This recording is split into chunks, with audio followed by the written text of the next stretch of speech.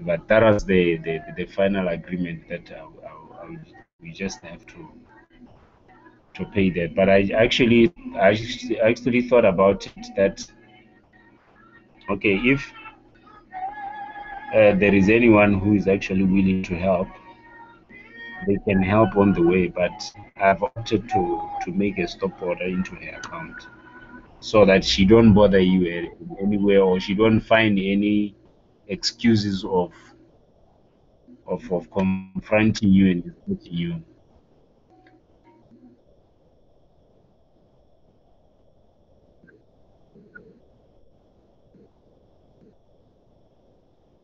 Yes.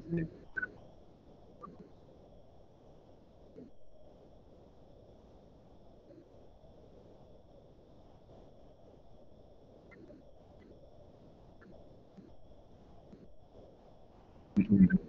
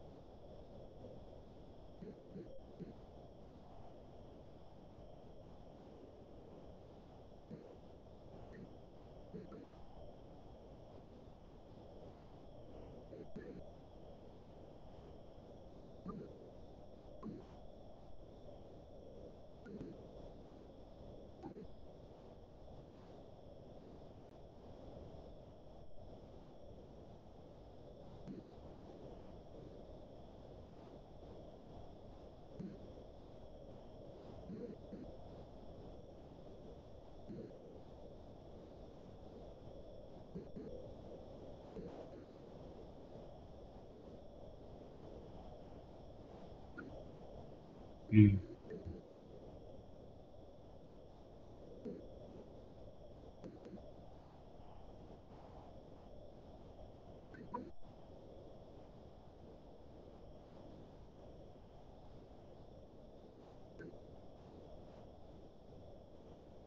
Mm.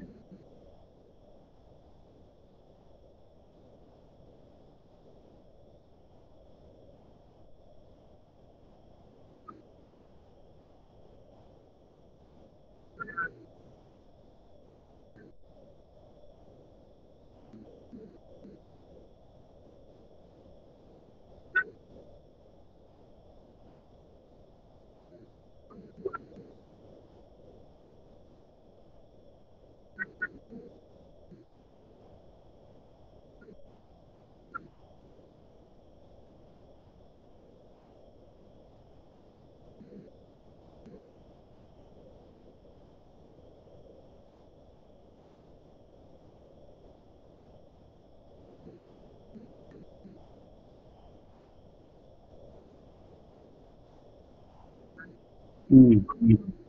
Mm.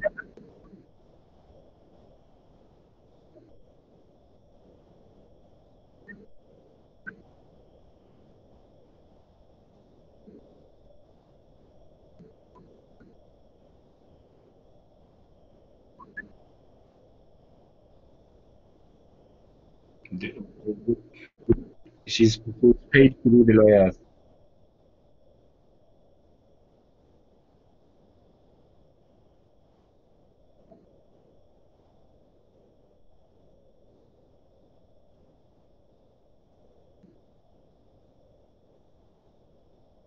Mm. Mm.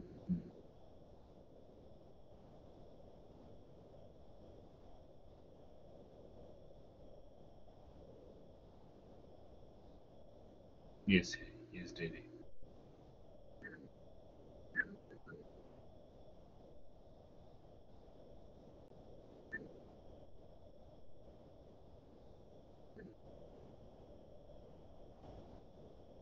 Mm. Mm. Mm.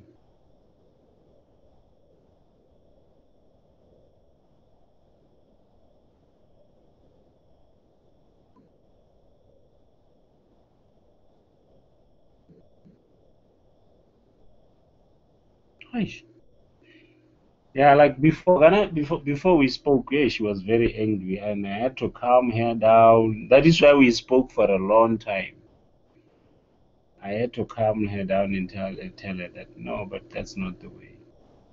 If at all we are willing to preach the gospel now, we need to make sure that we hide things within ourselves as body of Christ, because kind of sometimes we think that we are um in every family we have conflicts. Yeah. But it doesn't mean that when we have conflict, then I should know, or the children should know that mommy and daddy they were fighting yesterday. And then even if that's wisdom, we should be like knowing that there is this. I always tell people, forgiveness and repentance and a lot of things. They were there. God actually created them so that we can. Whenever you realize your mistake, you go back alone without even inviting people. And then people will be spreading rumor and lies and everything. How about if that particular issue at hand is now already resolved between the person and God? The ru- the rumor is running in as far as America. You can't retrieve it. Yeah. You can't retrieve it back, and it's very dangerous. It's very dangerous even for the person who actually started the room. Now, people don't understand all.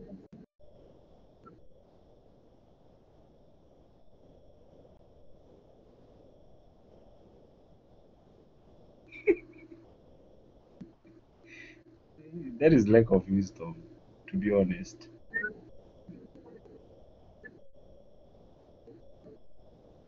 Mm, mm, mm.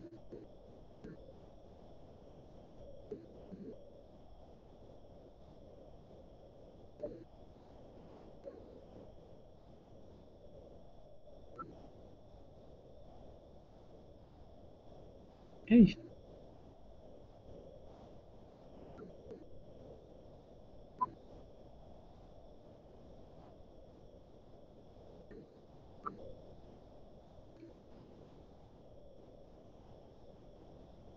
but I think just observe and see if she's still going to continue with that. But I think she's actually she won't continue doing that.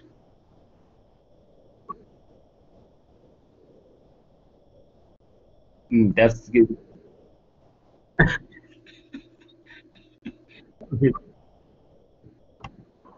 And more especially on Facebook. On Facebook. Facebook is very.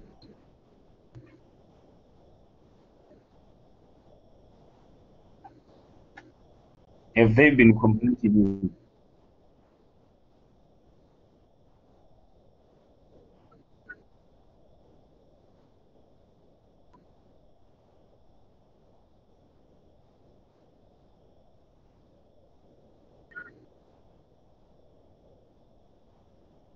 Man?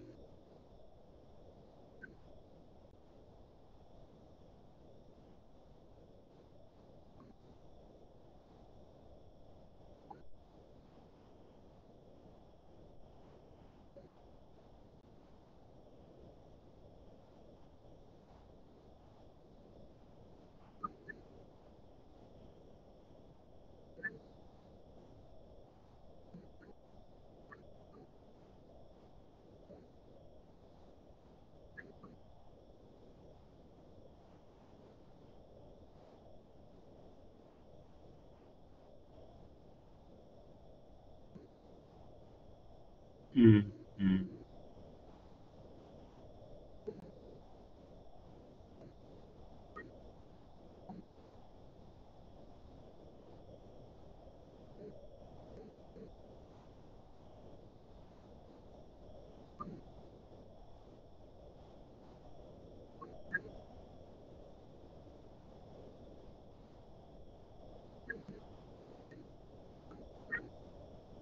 man.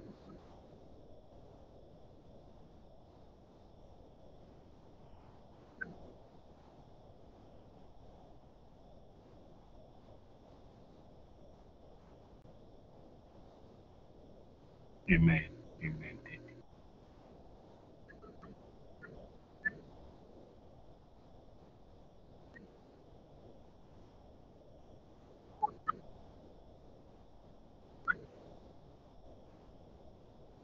Amen.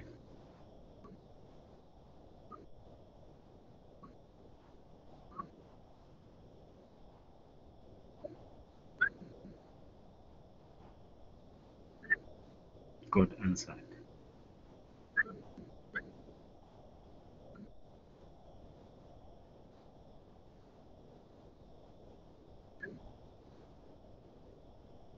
Hmm.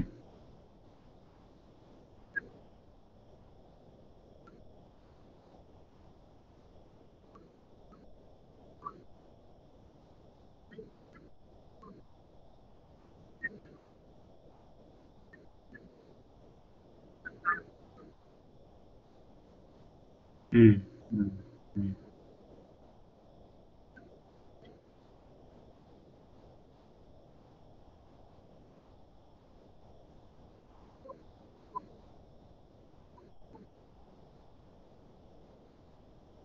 That can actually, it's very simple. Hmm.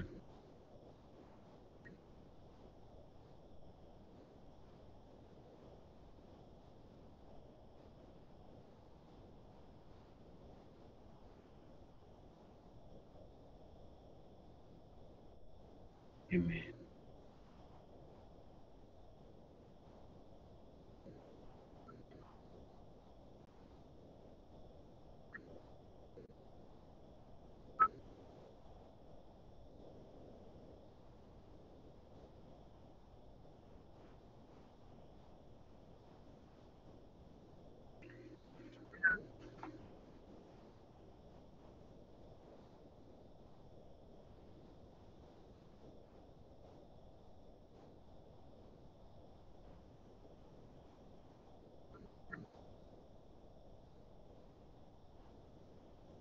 Yeah, I think JD, like you are saying, it's very important that we just leave it the way it is,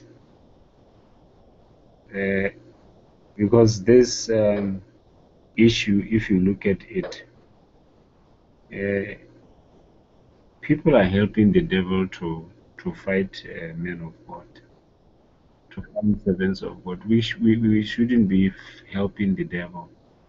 Now we can actually conclude and say they know whom they are working for.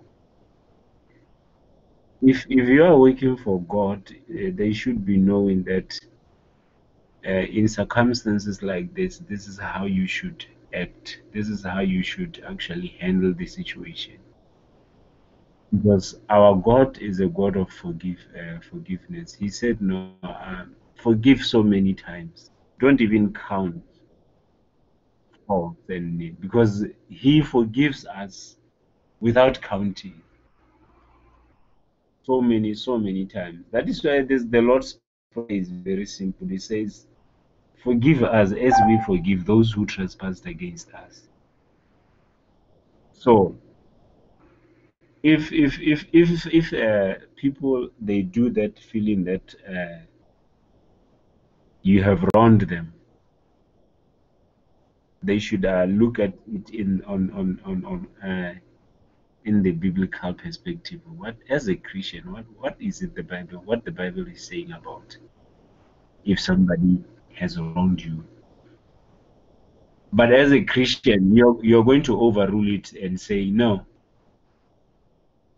Since there is forgiveness, you cannot be chasing somebody around and claim they they owe you something while you know there is forgiveness, which means that forgiveness is very difficult.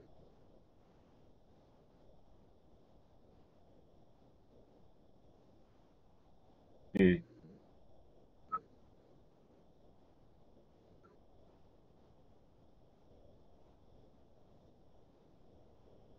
yes, eh.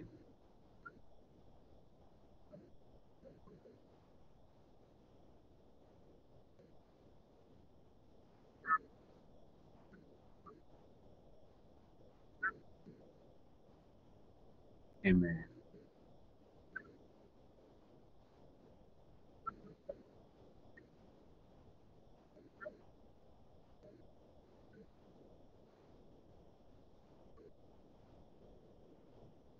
Mm, mm, mm, mm.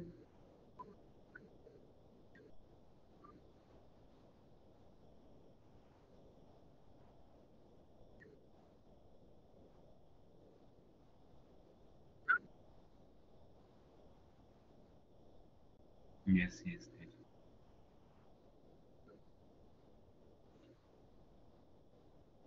No, I could, I understood about, you know why? Because I was trading with you and my account was wiped clean. Okay. So I knew what you were talking about when you said the account is cleared.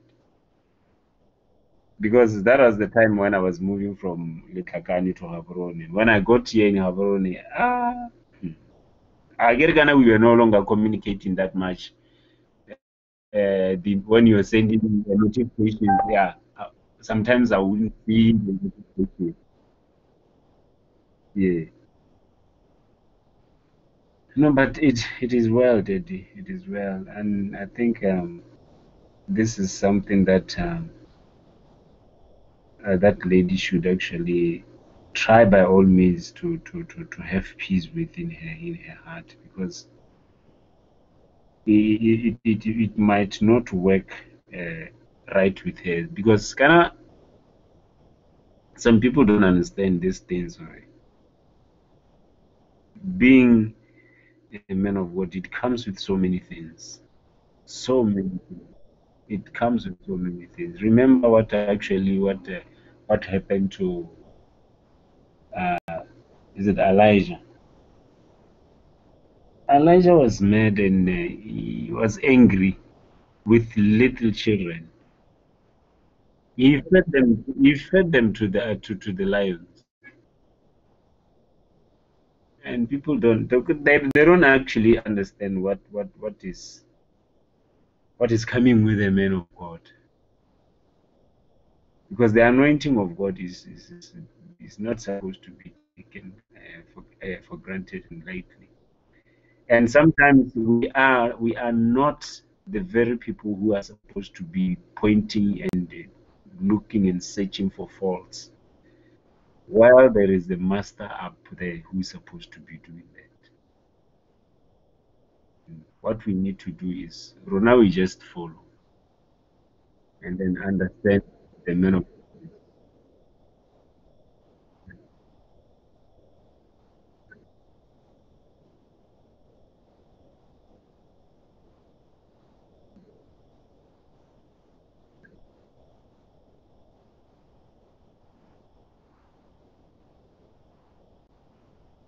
Amen. Amen.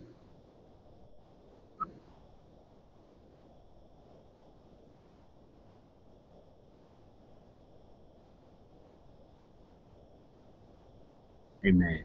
Amen.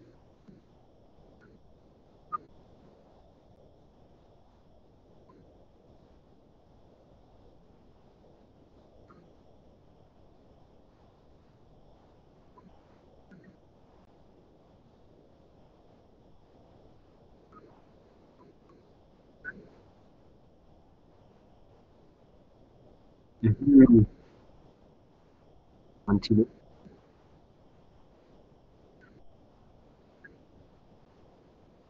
Amen.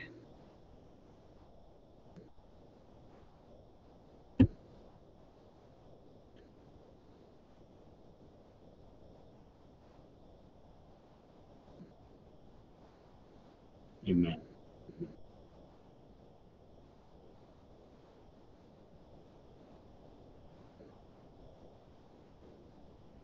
Mm, mm, mm.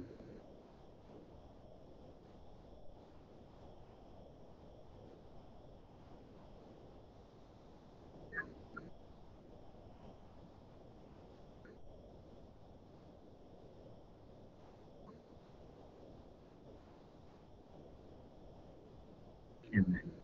Amen.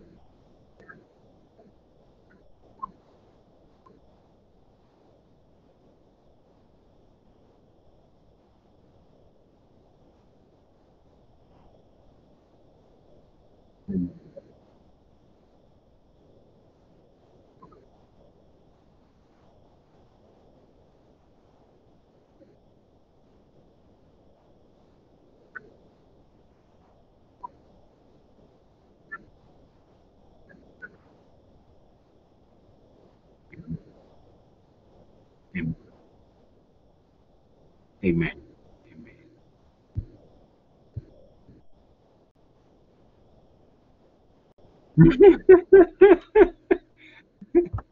Yeah, those ones are minor testimonies. The greatest testimony is the spiritual. Yeah, is the spiritual testimony. Mm. I, I,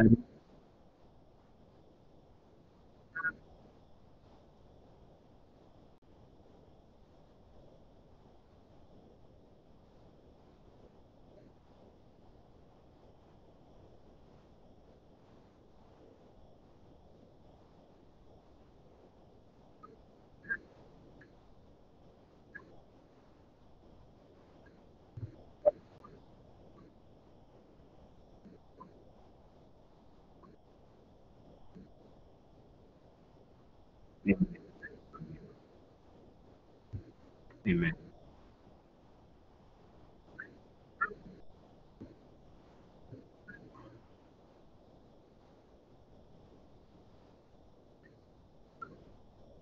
Mm, mm, mm, true that.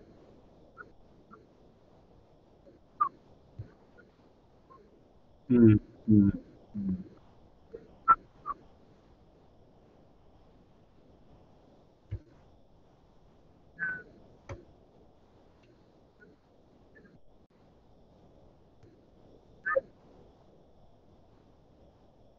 amen.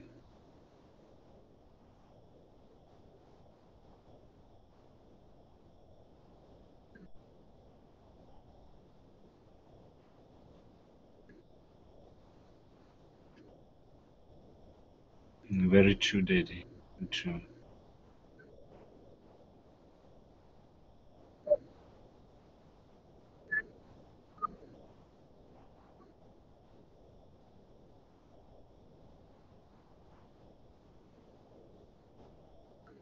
Amen.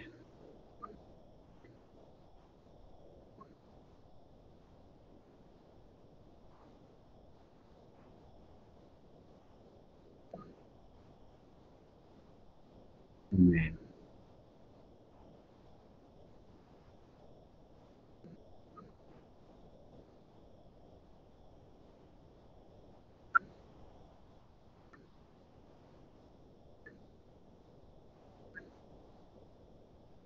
Amen.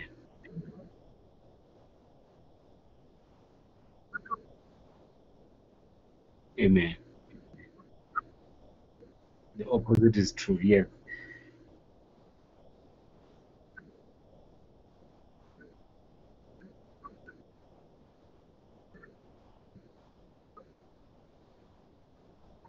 Mm, mm.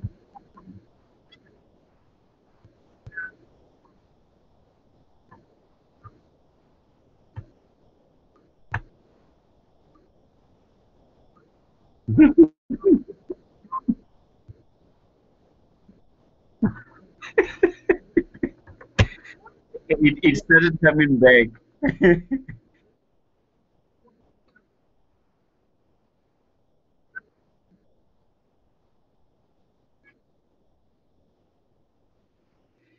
Yeah, but Daddy, one thing I've learned something in life, even in my siblings when I'm living with them, my sisters and brothers. Um, I usually tell them that when you are living as brothers and sisters, like my brothers and they're my siblings, I don't expect them to borrow me money. I expect them to give me money. And when even them, I don't expect them to say borrow me 200 pula or 500 pula because you see borrowing what it does, it makes you what can I say, put a value on the debt, something like somebody is owing you.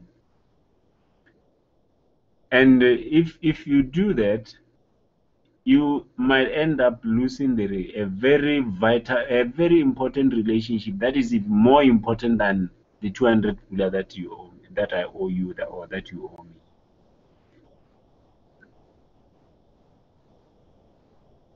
It is more than the money that you owe her. So with my sisters and brothers, no matter how much they are looking for, I if I have the money, I said no, I have the money. If I don't have, I said no, I don't have. But if I have the money, I just say I am giving you this money. Don't return it. So that whenever they are, they should rest in peace.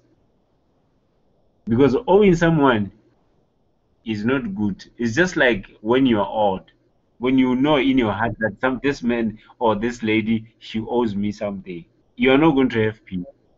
But if from the beginning you just said, no, I am giving you this, you they are not at debtors on you. So now that thing, it actually helped me to, me and my family, to deal with them. Like everyone I interact with, I interact them with in peace, because at first they used to value that. No, I'm giving you, I return my money. Okay, you return. Then I said, mm-mm, guys, we are going to fight. Hey, if you don't have money, just tell me I don't have money.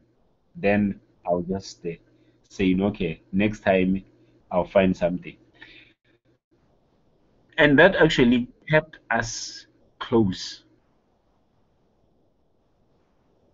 Like just recently, when I was just beginning to work, there were so many demands in my family, because um, I would say my family is not that much.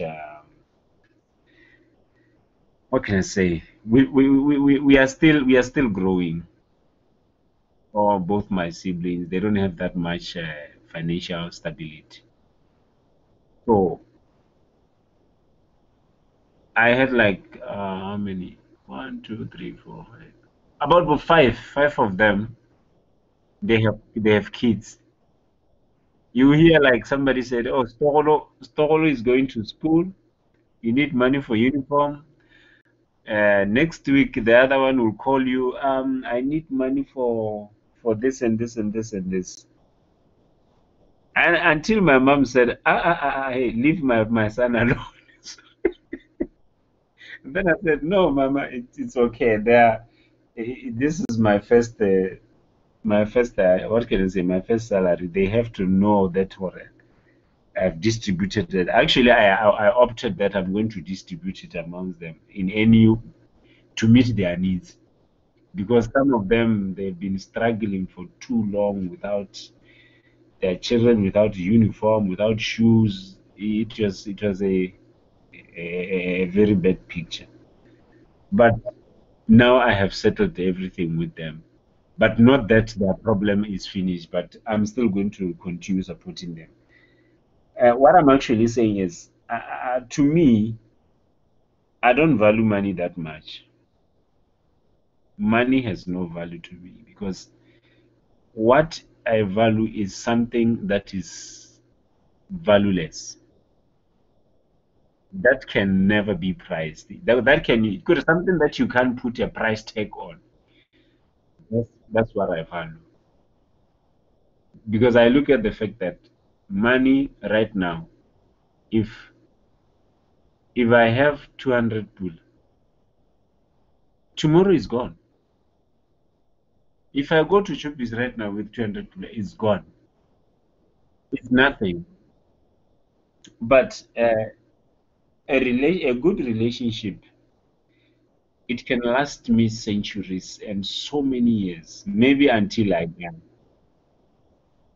That's the most important thing to me.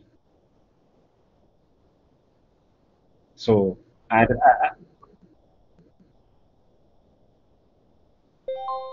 yes, Daddy.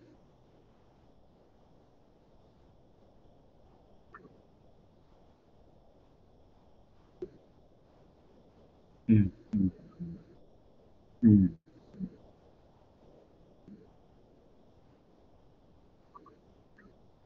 Mm-hmm. Oh, how are you going to pay it back? Mm.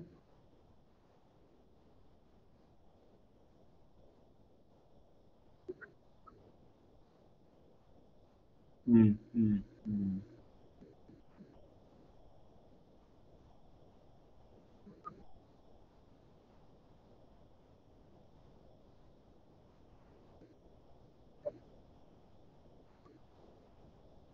Mm. Mm.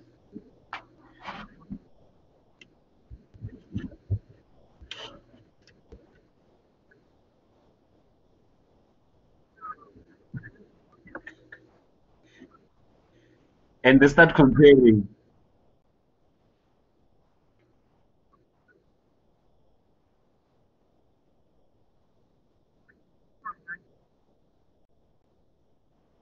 Mm. Mm. Mm. Before.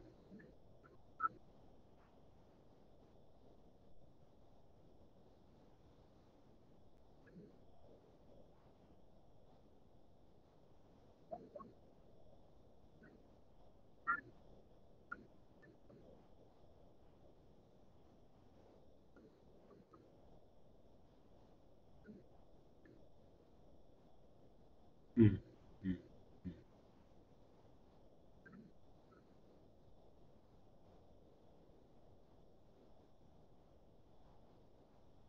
Mm.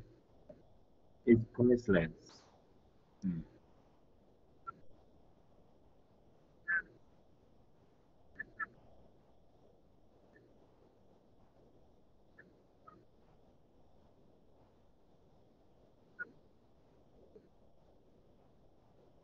Amen.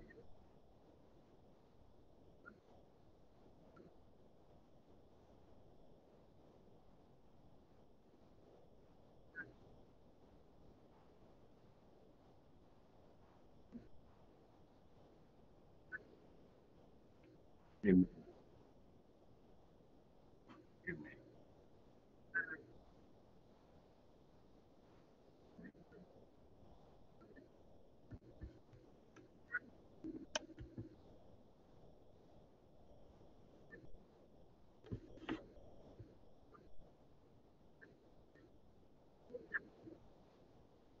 Amen.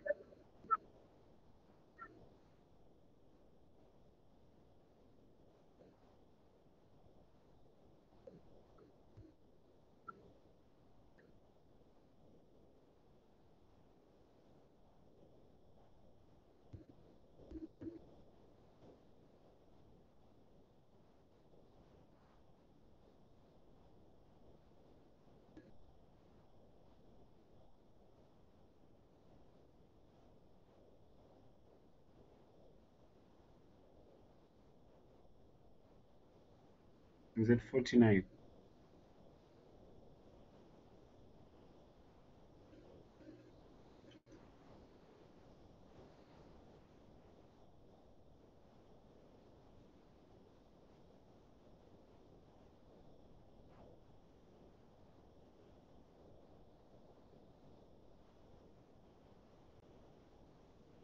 Yeah, concerning the amenities, amenities.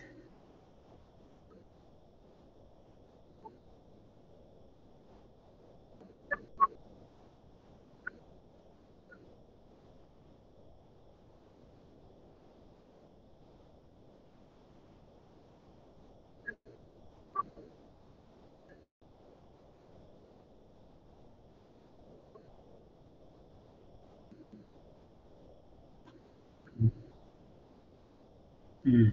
Mm.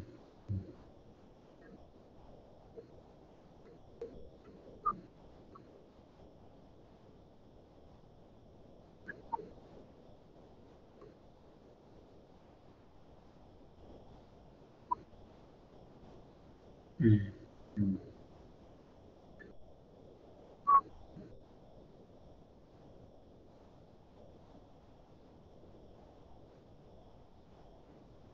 Amen. Amen.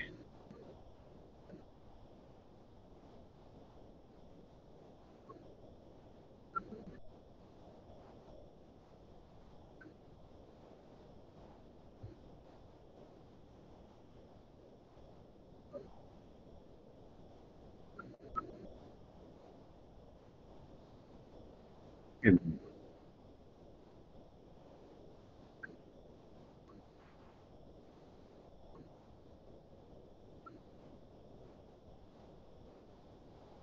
Amen. Amen.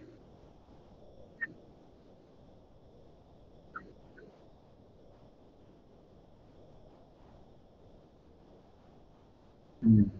Mm.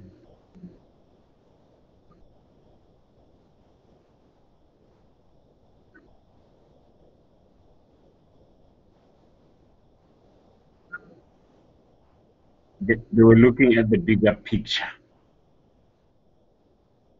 Amen.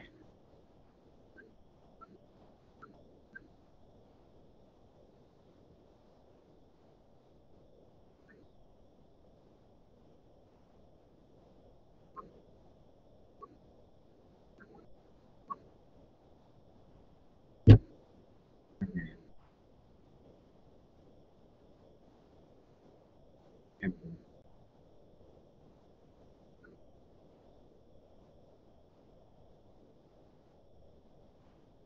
Mm. Mm.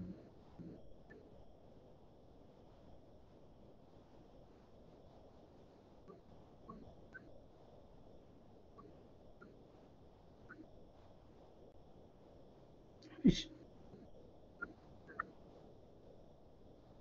Mm. Mm. Mm. Mm.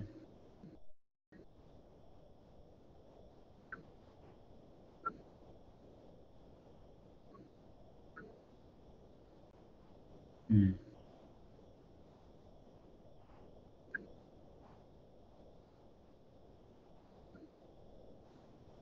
And can you imagine how many people, if those people maybe they are not strong enough, if their roots are not deep into the ground, they can end up going somewhere else and say, no, we can't stay here. Mm.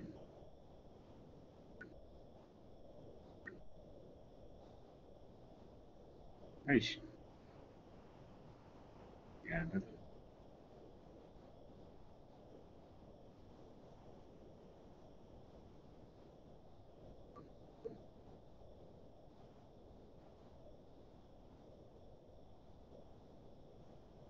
nice. She was very angry before. Very angry.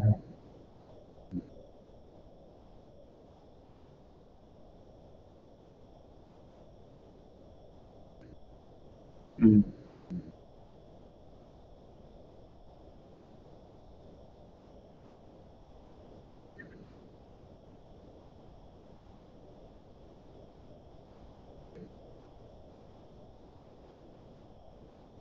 Mm.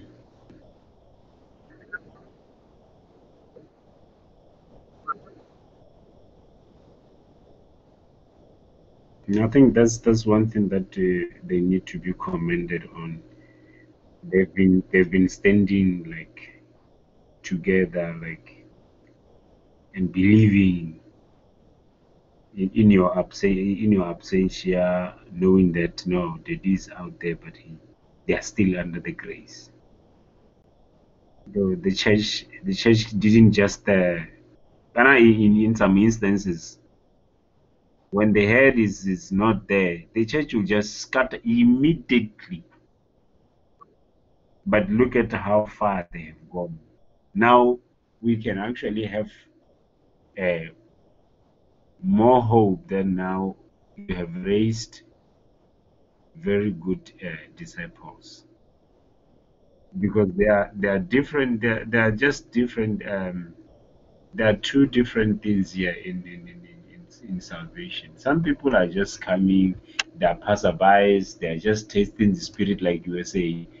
They are just comparing, but you will see there is going to be this group that is always going to be there, no matter the repercussion, the circumstances they are going through. They are always going to be there. And I think those people are the very people that we should be aiming at as a family to say our aim in the ministry should be attracting such kind of people, because sometimes a number doesn't actually have to have so many numbers of people who are just passing. We can have millions of people, but if they are not, it's just like having a lot of people who are not born again, or to people who are not into this, into the things of spirit. But what they're just there for miracles. They're just there to hear a man of God prophesying, like not understanding where the ministry is going and where the ministry is coming from. And there will be just so many people there, and you're gonna have few people who said, the first day they came to church, they were like, you know what, one thing that I want is the word of God, or is the kingdom. I'm seeking the kingdom. And when they got there, they said, finally, I found what I was looking for. Is here. Such people, you can't convince them otherwise. Even circumstances, even when circumstances are bad, they will say, mm-mm, but what I saw when I came here is still there. Mm. Because what I can tell you, that the reason why I came to Spirit Field is I was actually looking for the word of God. And I was looking for love, as in like where there is love, where you can find people who are loving, who are welcoming you with open hands. I don't want to lie to you, Daddy. I walked around so many churches, ministry to ministry, thinking that maybe I'll find. And the arrangement of God, that is where sometimes I say some of these things we think they are coincidence, but you find that it was God's arrangement. When I went to Letakane, like checking my children there, at first I was just going there to check my children. And Ma Rolindwe told me, hey, you know what? There is a man here in Letakane. She fasted for 40 years, 40 days. And then she said, I'm going to see that man who fasted 40 days. 40 days. That's how she went there, actually. And then she went there and then she said, I was thinking that I was looking for that man who fasted that. I think I love this church. You see, at first she went to, you see that church before the turnover, you see where ECG is. There is a church just after the turn on the left that just bent. Share the Fire.